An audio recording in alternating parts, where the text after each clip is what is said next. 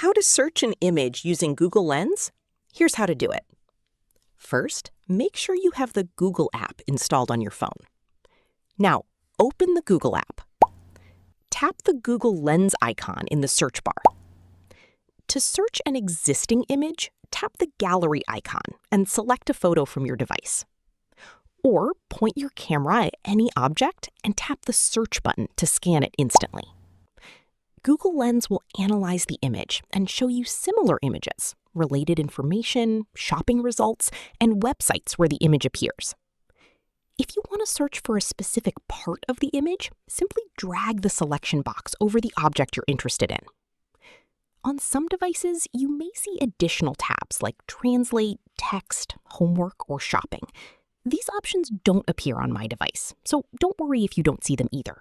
The available features may depend on your Google app version, device, or region. And that's it.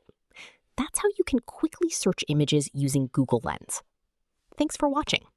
If this tutorial helped, don't forget to like the video and subscribe for more Google tips, tricks, and how-to tutorials.